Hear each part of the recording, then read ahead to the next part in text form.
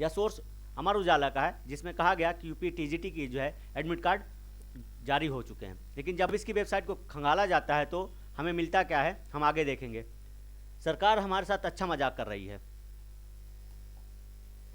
ये है पहले चरण में, आप अधिकारी वेबसाइट पर जाएंगे, फिर जो है दूसरे चरण में यूपी टीजीटी एडमिट कार्ड 2025 की डाउनलोड करने की लिंक आएगी। तीसरे चरण में UP TGT admit card 2025 login करना होगा। चौथे चरण में जो है UP TGT admit card 2025 online दिखाई देगा। फिर पाँचवें चरण में अगर आप देखें तो पाँचवें चरण में आपको दिखाई देगा UP TGT admit card 2025 check करें। छठा चरण जो है UP TGT admit card 2025 download करें। और फिर उस डाउनलोड के बाद मिलता क्या है, ये बाबा जी का घंटा। मतलब जब आप वेबसाइट पे विजिट करेंगे आपको ये चरण जो है मिलेंगे, लेकिन आपको एडमिट कार्ड कहीं नज़र नहीं आएगा। जब आप एडमिट कार्ड डाउनलोड करने के जाएंगे वेबसाइट पे तो आपको सिर्फ मिलेगा ये बाबा जी का बजता हुआ घंटा। सरकार की मंशा साफ है, वह बिल्कुल नहीं चाहती है कि वह एग्जाम कराए, वह शिक्षक भर्ती कराए। वह चाहती है कि आप जो है पंचर की दुकान लगाएं, पकौड़ा तलें और फिर जो है नेताओं के पीछे 100 रुपया 50 रुपया में उनकी भीड़ का हिस्सा बने। अगर आप पढ़ लिख लेंगे तो आप रोजगार मांगेंगे, आप अच्छी सड़कें मांगेंगे, अच्छे स्वास्थ्य मांगेंगे और सरकार से सवाल करेंगे। और सरकार इन्हीं सवालों से बचना चाहती है। अगर आप जो है अन्य किसी काम में लगेंगे, अगर आप कांवड़ यात्रा लेकर जाते हैं तो सरकार आप पे जो है फूल बरसाएगी। आप कुछ भी करते हैं, कहीं भी तोड़ फोड़ करते हैं, चाहे सड़कों की लाइटें तोड़ दें, चाहे किसी ढाबे को बर्बाद कर दें, इस पर सरकार कोई एक्शन नहीं लेगी।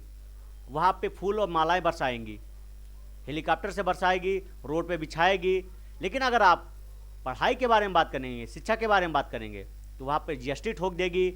और अगर आप शिक्षक भर्ती की मांग करने जाएंगे तो आप पर लाठियाँ चार्ज करा देगी। तो आपको तय करना है कि आप अपना भविष्य किस ओर ले जाना चाहते हैं, क्योंकि यहाँ से सरकार की जो मंशा है वो पूरी तरीके से क्लियर है। वह परीक्षा नहीं कराना चाहती है। बार बार पोस्टपोन से यह साबित हो चुका है कि वह यह जो शिक्षक भर्ती है बिल्कुल नहीं कराना चाहती है। अगर ऐसा नहीं होता तो यह शिक्षक भर्ती जो है एक बार दो बार पोस्टपोन होने के बाद संपन्न हो जाती, लेकिन नहीं, यह फिर जो है पोस्टपोन हो चुकी है। और उत्तर प्रदेश में जो है पोस्टपोन का गेम खेला जा रहा है। मतलब यह युवा और जो अभ्यर्थी तैयारी कर रहे हैं यह आगामी 4 से 5 सालों में जो है ओवर एज हो जाएंगे, फिर या न घर के रहेंगे न घाट के रहेंगे। का मतलब आप समझ रहे हैं कि कितना बुरा इम्पैक्ट पड़ेगा हमारी सोसाइटी पर, हमारे समाज पर, कि यह बच्चा जो कई सालों तक शहर में रह के पढ़ाई किया फिर भी यह जो है किसी काम के लायक नहीं रह गया। तो यहाँ पर जो है अगर आप समय पर वैकेंसीज देंगे, समय पर एग्ज़ाम करवाएंगे तो वह जो अभ्यर्थी है, वह जो युवा है, वह इस एग्ज़ाम को क्लियर कर लेगा और जो है रोज़गार को, नौकरी को पा जाएगा। लेकिन सरकार जो है बिल्कुल नहीं चाहती, इसलिए वह बार बार इन परीक्षाओं को पोस्टपोन करा देती है। और जो भी भर्ती आती हैं या तो उन्हें डिलीट करवा देती है या फिर भर्ती ही नहीं देती है। और जिन एग्जामों की परीक्षाएं बाकी हैं वह अब तक जो है संपन्न नहीं कराई जा सकी बीते 4 से 5 सालों में। खैर ये तो अच्छा मजाक है। उम्मीदवारों को प्रवेश के लिए परीक्षा हॉल में अपने टिकट के साथ क्या ले जाना है? जब एडमिट कार्ड ही नहीं आएगा तो परीक्षा हॉल में जाएंगे कैसे विद्यार्थी? लेकिन ये दुनिया भर की नोटिस जो है ऑफिशियल वेबसाइट में डाल दिए हैं कि जाइए, हम आपके साथ जो है एडमिट कार्ड खेलेंगे और फिर जब पेपर की बारी आएगी तो हम पेपर को पोस्टपोन कर देंगे। सरकार की जो मंशा है वो साफ है, वह परीक्षाएं बिल्कुल नहीं कराना चाहती है, क्योंकि उसने जो मर्जिंग प्लान लाया है वह इन्हीं शिक्षक भर्तियों को काटने और कम करने के लिए लाया गया है। जब वह स्कूलों को मर्ज कर देगी तो जो छात्र और शिक्षक रेशियो है वो बराबर हो जाएगा और सरप्लस जो होंगे शिक्षक, उन पर भी जो है सरकार की तलवार लटकी रहेगी। उनको भी किसी वक्त भी बाहर का रास्ता दिखाया जा सकता है। सरकार यहाँ जो है 100 मीटर के दायरे पर 2 ठेके खोल सकती है। एक वोट के लिए वो जो है एक पूरा बूथ बना सकती है, लेकिन यहाँ पर 30 बच्चों पर 50 बच्चों पर एक स्कूल नहीं चला सकती है। एक विधायक, एक मंत्री को जो है 40 जो है सुरक्षा गार्ड दिए जा सकते हैं, लेकिन एक विद्यालय में 30 बच्चे नहीं पढ़ाए जा सकते हैं। यह है सरकार की व्यवस्था है हमारे यहाँ।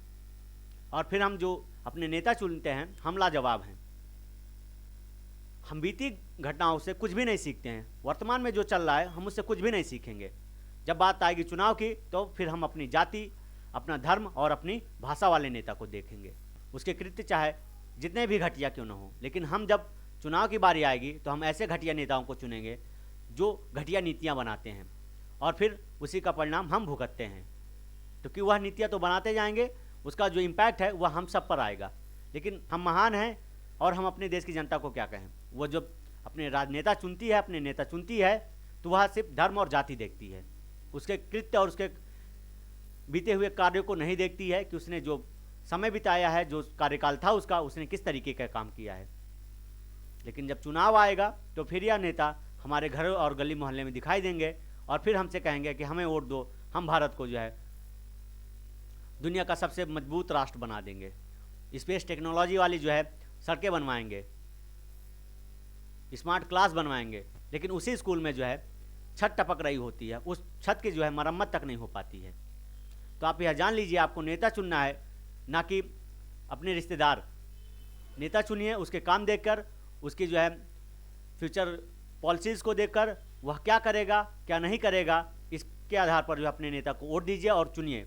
और ऐसे पढ़े लिखे लोगों को जो है सदन में भेजिए जो आपके लिए काम कर सकें, देश के लिए काम कर सकें, ऐसे नहीं कि जो सिर्फ अपने लिए काम करें। मुझे उम्मीद है कि यह जानकारी आपको पसंद आई होगी और इस तरीके की जानकारियों के लिए आप हमारे चैनल को सब्सक्राइब करें ताकि हम ऐसे ही लेटेस्ट अपडेट आपको देते रहें। धन्यवाद।